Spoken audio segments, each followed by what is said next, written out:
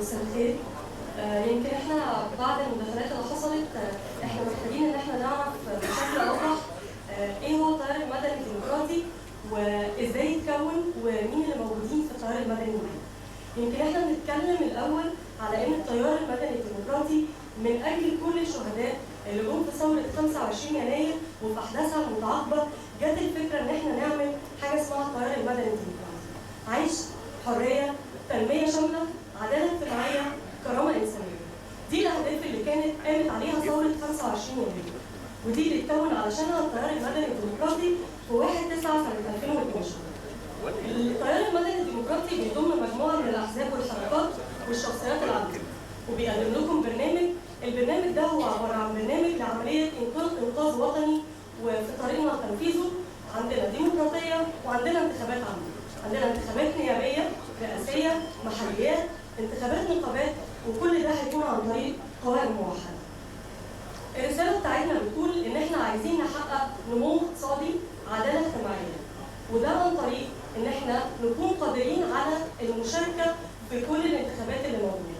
عايزين وظائف للشباب، عايزين حد ادنى للاجور، عايزين تعليم يكفل التعليم للجميع لكل المصريين، عايزين مدارس افضل للاطفال، عايزين رعايه صحيه شامله، شرطه قويه قريبه من الشعب، محتاجين نظام انتخابي عادل، ومحتاجين كمان ان يكون في عداله في كل حاجه موجوده في البلد. ده اللي احنا كنا بنناضل علشانه في كل السنوات اللي فاتت، وده اللي قامت علشانه ثوره 25 يناير.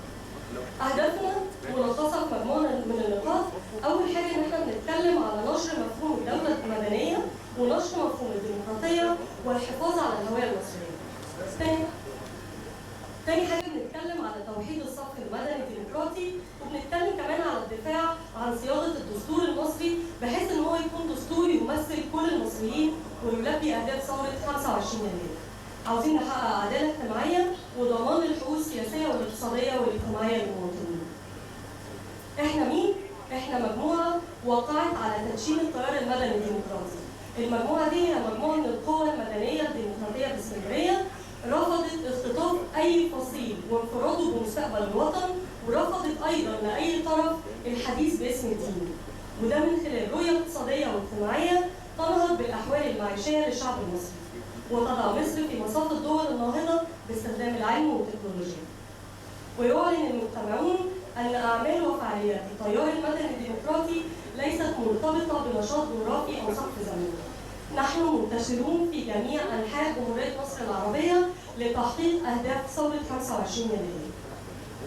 القوى الموقعه على البيان التاسيسي للتيار المدني الديمقراطي وهي مجموعه من الاحزاب والحركات: حزب المصريين الاحرار، حزب الجبهه الديمقراطيه، حزب الكرامه، الحزب الديمقراطي العربي المصري، حزب العدل، حزب التحالف الشعبي الاشتراكي، حزب غد الثوره، الحزب الشيوعي المصري، حزب الاحرار، حزب الوفد، حزب حياه المصريين، حزب مصر الفتاه، حزب الاحرار الدستوريين، حزب الخضر، حزب الكل المصري، حزب التجمع، حزب مصر الحريه، حزب الامه تحت التاسيس.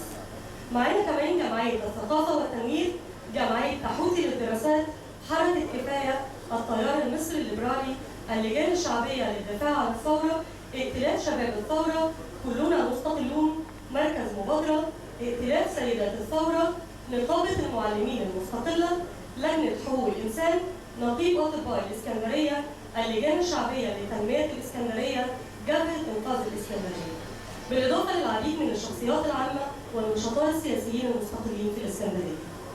رؤيتنا للنهوض بالوطن بتعطي اولويه لمجموعه من العناصر. اول حاجه بنتكلم على استقرار امني، بنتكلم على تعليم حديث ومجاني، بنتكلم على تشغيل المصانع وزياده اعداد استيعاب المتعطلين عن العمل، عن دعم الاستثمار، عن حمايه المنتجات الوطنيه من المنافسه والتهريب، عن الاخذ بالضرائب التصاعديه، وزياده الحد الادنى للاجور على الا يقل عن 1200 جنيه شهريا. عاوزين ضبط ومراقبه الاسعار، نظام انتخابي حيادي باشراف كامل للقضاء ورقابه منظمات المجتمع المدني. عاوزين كمان نظام متكامل اقتصاديا واجتماعيا لرعايه ذوي الاحتياجات الخاصه. استرداد واستثمار اموال التامينات، زياده المعاشات، تعميم مظله التامين الصحي الشامل على كافه المواطنين. احنا عاملين المؤتمر النهارده علشان احنا عارفين وعندنا قناعه تامه ان اللي حاضرين معانا وغيرهم كتير من المصريين هيصوتوا للتيار المدني، لان التيار المدني بالنسبه لهم هو انقاذ لمصر في المرحله القادمه وانقاذ لاولادهم كمان. عايزين نعرف وعايزينكم تفكروا معانا في طريقه ان احنا ننشر بيها التيار المدني. عندنا قطاعات كتيره جدا من ابناء مصر المخلصين اللي عايزين رفعه لمصر ونهوض لمصر معانا. عايزين تعاون هام ومثمر، عاوزين كمان نفكر بشكل عملي وعقلاني علشان ننفذ الافكار بتاعتنا.